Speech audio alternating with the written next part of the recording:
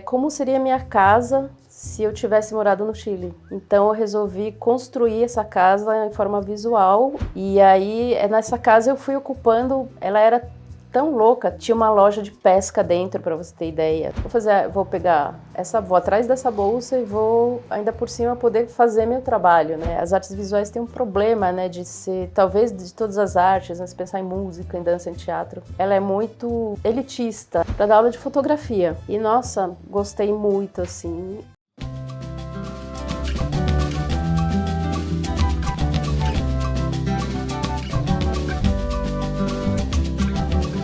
Olá, eu sou Zé Guilherme e você está aqui comigo no canal Entre Meios, um canal de entrevistas com novidades toda quarta-feira.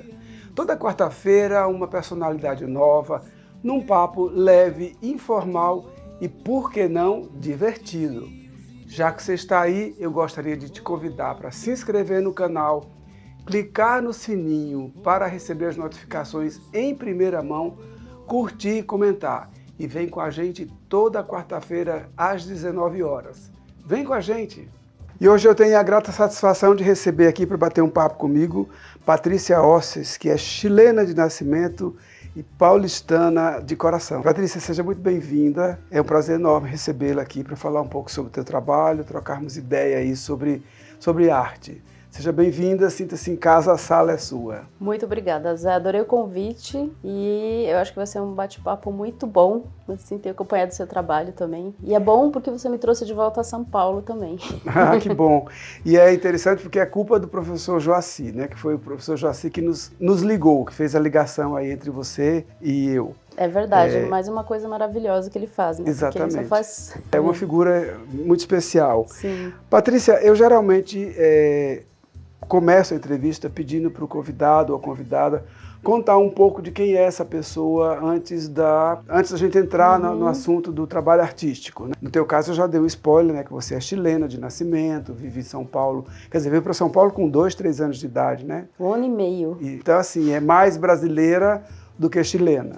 Digamos que sim. Se for possível ter 2 nacionalidades, acho que eu mantenho as 2. Mas eu vim em 1973, que foi justamente o ano do golpe militar no Chile. Mas foi um pouquinho antes do golpe que meus pais nos trouxeram, eu e minha irmã mais velha. A gente vinha por 2 anos, mas esses 2 anos viraram 20, né? Porque houve o golpe e aí se instaurou um regime muito totalitário, muito duro. E meus pais ficaram esperando, né, terminar essa fase que não terminou muito cedo, assim, e trouxe enfim, uma época muito sombria para o país. E aí a gente acabou ficando, e de repente estávamos aqui há 40 anos, né? E meus pais voltaram para lá, depois de 40 anos, né, estão lá ainda. Ah, eles voltaram, então? Eles voltaram com minha irmã mais velha, minha sobrinha, então tem um núcleo familiar lá no Chile. E eles moram em Santiago?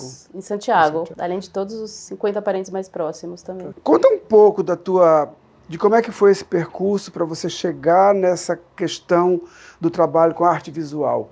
Como é que você foi desenvolvendo esse trabalho? Pois foi até um percurso não muito evidente, porque justamente, apesar dos meus pais sempre apoiarem tudo que a gente escolhia fazer, eu e meus irmãos, nossas escolhas, né, o que é uma coisa muito importante, foi uma descoberta muito gradual. Eu fui fazer arquitetura primeiro, me formei em arquitetura, trabalhei com arquitetura um tempo, e na arquitetura eu me encantei pela cenografia de teatro. E desde o começo do curso eu já fui derivando para o teatro. E aí, enquanto eu estudava arquitetura, a gente estuda história da arte também e tudo. Então eu fui entendendo que a arquitetura que eu queria fazer, a discussão desses espaços não estava nesse nicho, né? Estava em outros lugares, por exemplo, nas artes visuais, né? Eu achava que era na cenografia, mas depois, na hora de me aprofundar mais, eu falei, não, acho que nas artes visuais estão falando de tudo isso que me interessa. Tudo isso amplia o leque, né? Ampliando e aprofundando muito, assim, né? Porque as artes visuais também têm uma interface com a filosofia muito forte, né? Com a estética. E eu achava que na cenografia ficava um pouco ali na superfície.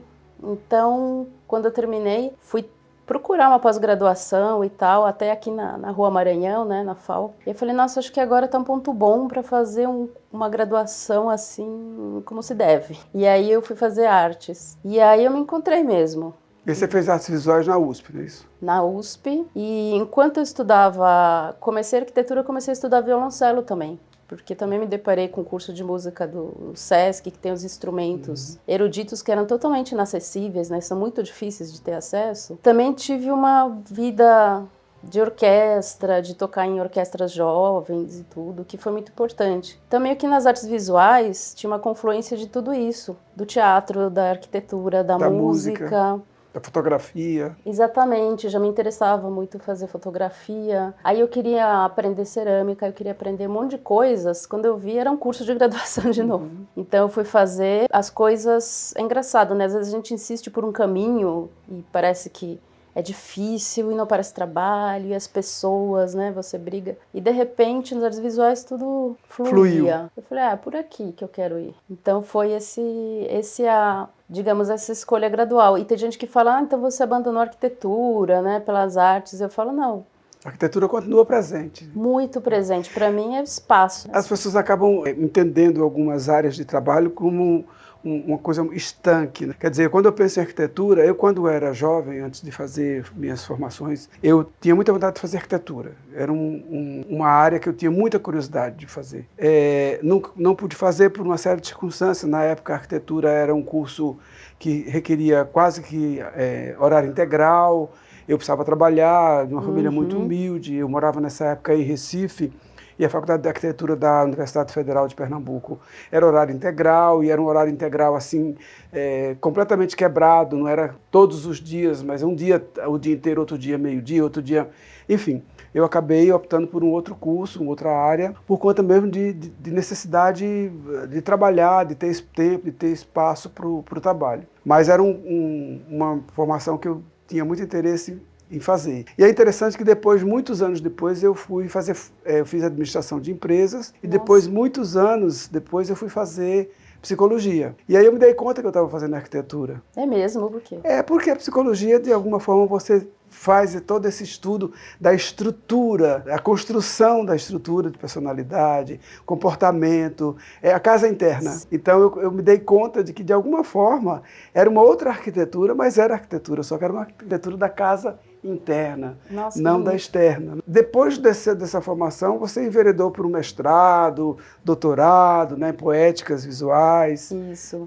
Conta um pouco você teve um orientador extremamente importante aí na história, né? Sou totalmente fã dele. O Carlos Fajardo, né, que é um grande artista, assim, de uma importância histórica. Começou lá como estudante com Wesley Dukeli, né, que também é um grande pai das artes visuais, especialmente em São Paulo, né? Participou do grupo Rex, que era praticamente dadaístas, neodadaístas, assim, no Brasil, e ninguém fazia isso, né? Eles eram muito vanguarda, e é um professor, assim, espero ter absorvido por osmose um pouco da sabedoria dele para ser professora também, né? Porque é uma relação totalmente outra que ele propõe, assim, né? Fora desses moldes tradicionais da educação em arte e tal. É tudo muito... Eu vejo tudo muito orgânico, inclusive o que ele estuda, o que ele faz como trabalho, ele compartilha, né, muito com os alunos, é uma pessoa muito generosa. Então foi assim, mestrado e doutorado, eu falei, eu quero seguir essa pessoa. Foi meu mestre total. Tanto no mestrado como no doutorado. Exatamente. E continuamos, né, em contato até hoje, assim, sempre que eu consigo ter alguma conquista, passo no concurso, vou dar aula em algum lugar, eu vou lá contar para ele, compartilhar isso, né? Então bacana. É uma conexão muito forte. E você estava comentando da casa, que era uma divagação, mas é exatamente isso. Eu falei assim, nossa, você tocou num assunto que foi meu mestrado, que eu abordei a partir daí, é uma imersão no subjetivo, né? Quando a gente pensa na construção da casa. E aí esse é até o título do meu mestrado, a construção da casa, porque eu acabei voltando para o Chile. Eu nunca tinha morado mesmo lá, né? A gente, depois que veio para o Brasil, ia por férias, por curtos períodos, lá ver a família. E aí eu senti necessidade meio que de resolver essa questão com o lugar de origem.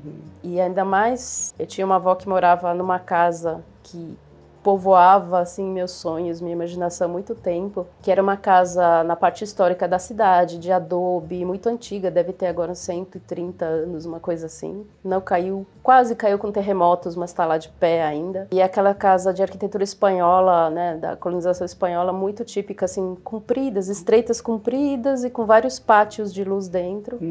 Então eu falei, acho que eu tenho que entender isso. Como seria a minha casa se eu tivesse morado no Chile. Então eu resolvi construir essa casa em forma visual e ao mesmo tempo de uma forma, se eu transformasse ela em imagem, eu poderia carregar ela comigo para onde eu fosse. Então eu resolveria essa questão e aí não precisaria também ficar amarrada, né? Uma casa de adobe é uma casa pesada também. E tem tudo a ver com o que você falou, né? Porque a gente, a relação com os espaços que a gente tem, assim, de pequeno, né, do lugar de origem especialmente, né, você também é deslocado da sua origem, sim, parece que nos constrói muito e vira uma questão, né, o tempo todo. Então eu sempre penso que eu estou falando de lugares, né, da ideia de lugar, por causa desse deslocamento de lugar, né, que eu sofri na infância e tal. E aí, nessa casa eu fui ocupando, ela era tão louca, tão cheia de coisas de gerações da família. Tinha uma loja de pesca dentro, para você ter ideia. Você tinha que atravessar um corredor imenso, de 25 metros, para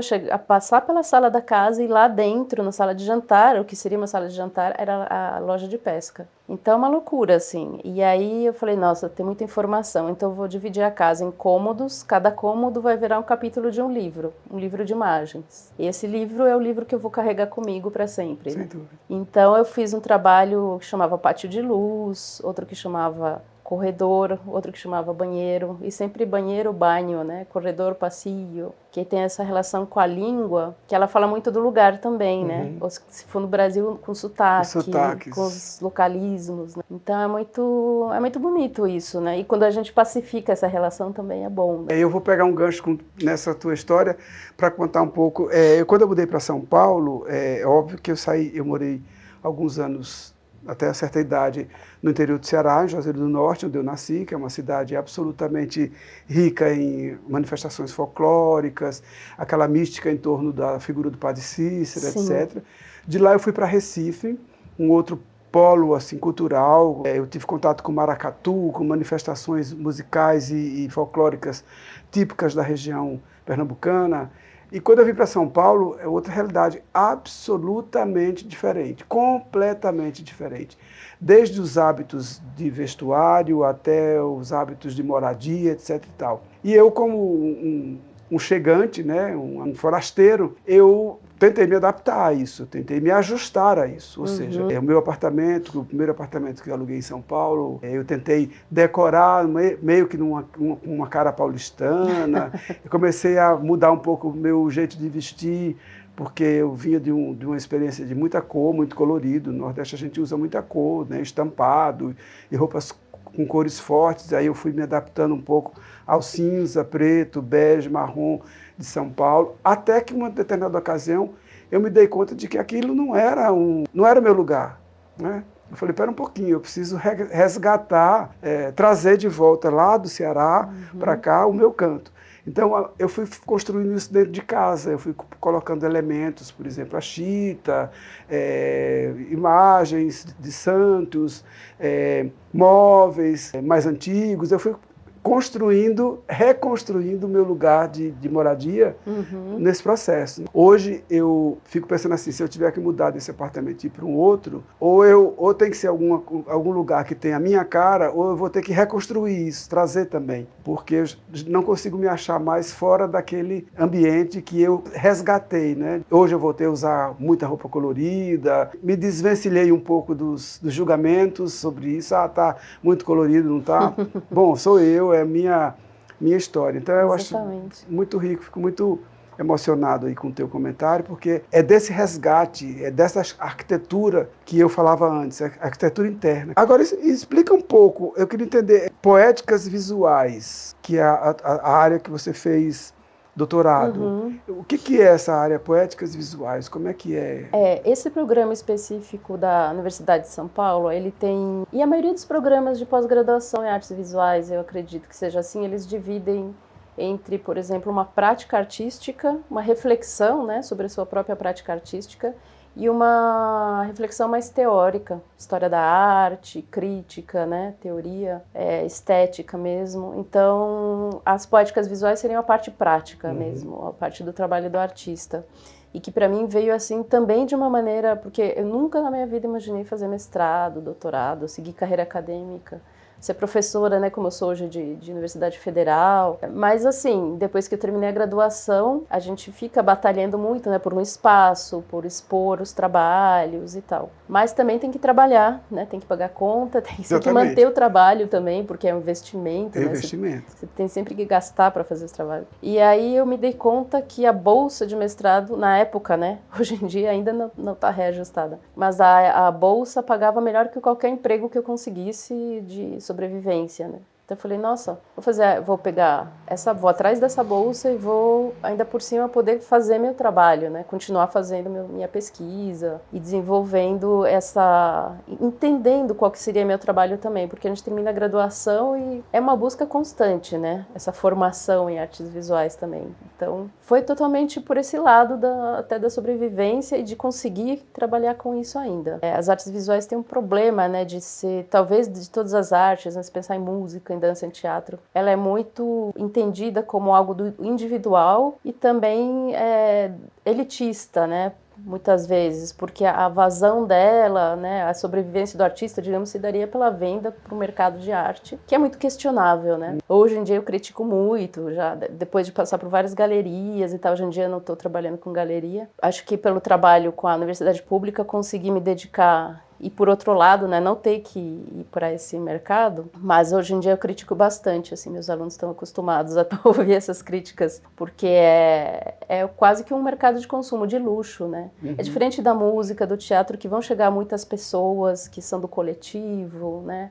A dança também, que tem outra circulação, e me parece que as artes visuais ficam no institucional, que às vezes é muito inacessível à maioria da população, né? Se você pensa no preço do ingresso do MASP, por exemplo, é proibitivo, né?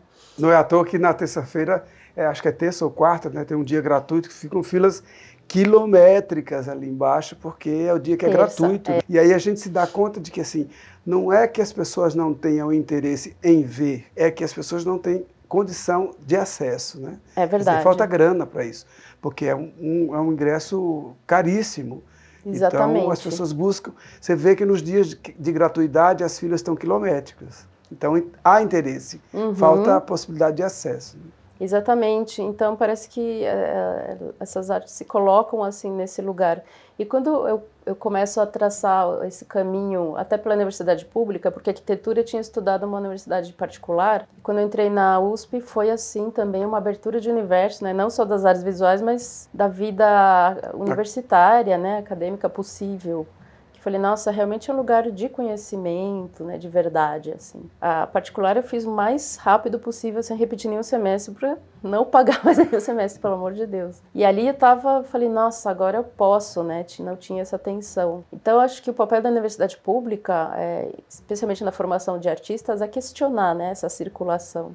Inclusive, hoje em dia, você falou em poéticas visuais, que é essa prática, esse estudo, né, da poética, dos trabalhos práticos, digamos, né, poéticos de cada artista. Hoje em dia eu dou uma disciplina que se chama Poéticas Urbanas, e que é justamente a prática da arte na cidade, fora do espaço institucional, fora da universidade, rua mesmo. E aí não é só picho, grafite, lambe, né, que existe, que eu tento colocar isso para os alunos, eu chamo de artes clássicas urbanas já, que já está muito incorporado. Mas existem muitas outras coisas, performance, trabalhar com a dimensão sonora, enfim, com tridimensional, né? A sonoridade urbana, né? Exato. Que é uma coisa muito marcante, né? Nossa, total, é muito denso, né? É tudo muito... A gente às vezes não se dá conta, mas a cidade tem um som. Né? A gente sempre, por exemplo, São Paulo, a gente sempre pensa em São Paulo como uma cidade barulhenta, de trânsito e buzina, etc. Tal. Mas fora isso, tem uma outra sonoridade que está embutida aí, que não é essa sonoridade do barulho, do som, do carro, da buzina. Tem uma outra sonoridade que perpassa ali, que a gente às vezes não dá conta, né, de perceber. Nossa, totalmente. O John Cage que falava muito isso, né? Ele falava, eu prefiro 1000 vezes sentar aqui no meu apartamento com a janela aberta e ouvir o trânsito, do que assistir uma orquestra que vai tocar uma peça enfim, clássica ou romântica, porque eu não sei o que vai acontecer com o som do trânsito, e me surpreende o tempo todo, e sempre vai ser diferente. Então ele ironizava também, claro, né, as formas tradicionais e tal, a partir disso, mas é muito bonito quando ele fala dessa sinfonia urbana, assim, né, que ele senta para ouvir. Muito rico, né, essa temática, é muito interessante, a gente tem pano para, como diz na minha terra, tem pano para as mangas aí para muito tempo. Mas aí, depois disso tudo, tem uma outra mudança, né, quer dizer, Chile, São Paulo e aí Cerrado. Como é que se dá essa mudança para o Cerrado? Pois é. É também inesperado. Parece que a vida leva a gente para umas coisas, né? Para umas escolhas que, de repente, a gente só se dá conta muito tempo depois, né? Dos efeitos disso. Mas o Cerrado foi justamente nessa procura. Depois do doutorado, terminou o doutorado, aí você fala, nossa, agora eu sou doutora, que bonito, né? Mas e agora? O que eu faço da vida, Faço né? o que com isso? Exatamente. E minha bolsa acabou. Então, na verdade, nessa transição, teve uma coisa muito importante que aconteceu, que foi dar aula no projeto vocacional, que também eles não chamam de dar aula, né? Eles chamam de orientar processos. Isso também me formou, junto com o Fajardo, foi uma muito importante nessa formação de professora, vamos dizer assim. Que eu também não gosto de me entender como professora, eu gosto muito desse nome, né? De orientadora de processos. Porque nas artes visuais não tem um caminho, né? Ah, vai por aqui que você vai ser artista. É uma busca individual de cada um, uma busca interna de cada um, né? Não gosto da palavra individual, mas é uma busca interna que é dolorosa, que é difícil, que ninguém sabe, né, qual é esse caminho e tem que descobrir. Como é que você orienta pessoas ali, né, onde é tão fácil se perder? E nesse programa, que é um projeto da prefeitura que é maravilhoso, que resiste a muitas prefeituras há muitos anos, era para orientar processos na periferia de São Paulo. Então, pela primeira vez eu fui percorrer, como é que chama? Tem um cotidiano, né, de trabalho nessa periferia e eu escolhi a Zona Leste. E foi Zona Leste extrema. A Zona Leste tem vários extremos porque é imensa, né? Mas eu fui para os lados ali da Vila Curuçá, Jardim Romano, pegava o trem da CPTM. E aí isso foi um divisor de águas para mim, porque é isso que eu estava te falando esse universo elitista, né, essa circulação elitista das artes visuais. Eu falei, nossa, é possível que não seja assim, que tem outras formas, né? Então, qual o sentido, né, de discutir artes e orientar processos assim de jovens adultos assim com outras vidas totalmente diferentes. E aí, ao mesmo tempo, estava tentando pós-doutorado, sonhando com a bolsa da FAPESP, uma coisa. E daí apareceu assim um momento em que eu tive que falar não. Também politicamente começou a se fechar, né? O governo começou a fechar, houve uma cobrança, inclusive na época, não, nós temos que financiar pesquisas de exatas e pesquisas que deem um retorno financeiro. Basicamente era isso. E a arte não está nesse leque de prioridades do governo, assim. Aí eu me dei conta, eu falei, não, quer saber, isso vai estreitar cada vez mais, então eu vou atrás de um lugar numa universidade federal. Apareceu Goiânia. E aí eu fui para a Federal de Goiás, como professora substituta, para dar aula de fotografia. E, nossa, gostei muito, assim. E é muito difícil, né? Você sabe, sair de uma cidade que você está muito acostumado, que você conhece, que você sabe a dinâmica, chegando em uma outra completamente diferente, você conhece uma pessoa ali, né? Começa a conhecer outras. Mas foi muito importante, assim, outro clima, outro Brasil, outro mundo. Um Brasil muito pouco conhecido, né? Porque acho que até os paulistas circulam mais entre sul e norte do que para dentro. É até quase uma colonização recente, né? Então, é uma ocupação recente. Enfim, aí no final de Goiás eu passei como efetiva Mato Grosso do Sul, também é Cerrado, e depois eu me transferi para Uberlândia, e aí Mato Grosso do Sul eu dei fotografia também, e para Uberlândia eu já fui para a área de corpo e instalação, porque eu fico pensando muito que não é a linguagem, né, a mídia que define, por exemplo, esses trabalhos todos que eu te mostrei, que eu te mandei, mas a gente é aquele leque, né, que a gente abre de possibilidades e que na hora de fazer um trabalho você começa tudo de novo, então você fala, bom, cheguei aqui nesse lugar, o que eu vou que vai me mover aqui? Eu quero fazer uma imagem, eu quero fazer uma ação, eu quero percorrer com o meu corpo, eu quero ver como o som reverbera, como a luz atravessa. Então são diversas, cada lugar é um. E o Cerrado acabou trazendo isso como um lugar muito, assim, desconhecido, né, totalmente. E aí ele virou um lugar, né, quando eu fui para lá. E ao mesmo tempo é um dos biomas mais ignorados, né, assim, até pelos ambientalistas, claro, ambientalistas que conhecem não, mas pelo discurso, né, ambiental e tal, de proteção à Amazônia, sempre a Amazônia e a Mata Atlântica, que são biomas muito vistosos e frondosos. Agora o Cerrado é quase uma savana, assim, uma coisa contorcida, e quando você chega perto, você vê, assim, formas maravilhosas e cores e flores de veludo pretas, assim, umas coisas incríveis. Fala, gente, se eu não chegar perto, eu não vejo. E acho que a minha sensação com todos esses lugares que eu morei. E com as pessoas também, porque aí você vai se encantando, você vai encontrando pessoas maravilhosas, assim, especialmente entre os alunos. Eu sou fã dos alunos demais, assim. E eles viram amigos e colegas muito maravilhosos, assim. Mas é isso, assim, esse desconhecido que está virando, né? Que está virando um lugar familiar. Apesar de eu sempre ter morado em todos esses lugares, sempre falo, não, eu quero voltar para São Paulo. São Paulo é minha casa. Aliás, minha casa ainda está aqui, né, meu apartamento. Mas, como boa sagitariana, eu não vou desprezar o percurso, né? O deslocamento, que traz muito conhecimento, que é difícil, mas traz muito conhecimento e descoberta, assim. Inclusive, um dos meus projetos de pesquisa agora chama 7.000 Cerrados, lá na Federal de Uberlândia, né, onde eu dou aula. Porque a gente mora numa cidade lá, e quase todas as cidades relacionadas, né, base do agronegócio, tem essa aridez, né, parece que um ódio às árvores, à massa verde urbana. Então o projeto é adensar a massa verde da cidade, plantando árvores, esverdeando praças, e aí é inspirado num trabalho maravilhoso de um artista alemão, na Documenta di Cassio, acho que de 82, 84, o Joseph Beuys, que é um grande ícone da arte contemporânea, que já morreu. O trabalho dele foi propor plantar 7.000 árvores na cidade de Kassel. Então isso me conquista muito, porque aí já não é no espaço fechado, institucional, selecionado, limpo, né, separado do mundo. É no mundo, né? E isso é muito legal, você está no mundo estabelecendo outras relações. E ele falava isso, o Beuys, ele propunha que o artista fosse um escultor social. Então, o artista, em vez de esculpir madeira, ferro, sei lá, cerâmica, ele vai esculpir a sociedade.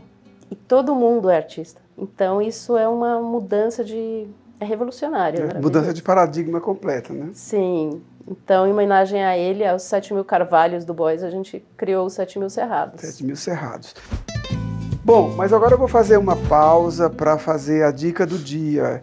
A minha dica do dia hoje é esse livro, Bofetada e Êxtase, do De Fratini. É um livro bastante interessante, que eu ganhei de presente, li assim avidamente e queria indicar para vocês. Então, fica de olho que piscou, tem uma dica. Patrícia, alguma dica bacana para o pessoal aí que você lembre de alguma coisa legal que você gostaria de sugerir? Bom, eu vou indicar também um livro que chama O Despertar de Tudo, uma nova história da humanidade, de uma dupla de um antropólogo, outro sociólogo, não lembro quem é quem, mas o David Graeber e o David Wengrow. É um estadunidense e um inglês. E eles, a partir das últimas descobertas muito recentes na antropologia e na arqueologia, de como as sociedades eram antes das invasões europeias na América, eles recontam essa história a partir do pensamento intelectual ameríndio. E é engraçado, porque você pensa, não, mas intelectual ameríndio, como assim, né? Eles pensavam antes dos europeus chegarem. A gente pensava, né? Porque nós somos essa mistura. E eles colocam nomes e eles identificam esses pensadores. Tinha filósofos maravilhosos, tinha analistas de situações incríveis, que eram grandes oradores, que inclusive alguns viajaram para a Europa, viram como vivia o homem ocidental, acharam horror, né? Então eles tinham altas críticas. E a partir disso, eles tentam provar que o próprio pensamento iluminista e a Revolução Francesa teriam sido influenciados por essas ideias, as ideias desses pensadores ameríndios. Então isso é revolucionário, eu acho maravilhoso e vem muito de encontro às sensações assim que eu tenho tido a partir de, né, de estudos decoloniais e tal. Patrícia, mas para a gente finalizar, eu queria que você contasse um pouco, atualmente, em qual dessas searas você tem circulado mais? Na fotografia, na performance? Como é que tem sido o teu trabalho mais recente? Olha, mais recente, eu acho que tem a ver com o corpo que circula pela cidade, isso com certeza, né? Eu tenho entendido relações para fazer os trabalhos, assim, a partir dessa experiência sempre. Então, por isso eu caminho muito, compartilho muito esse processo com os alunos, então eu uso isso nas aulas, sabe? A gente sai andando, faz aulas andando pela cidade. Os últimos trabalhos é uma mistura de tudo isso, assim, de todas as linguagens. E aquilo que eu estava te contando, de vou chegar num lugar, o que eu vou fazer, né? Não sei, eu nunca sei qual linguagem usar. Mas, por exemplo, tem um trabalho que se chama Ceci n'est pas une ville, isto não é uma cidade, em referência à obra do Magritte, né?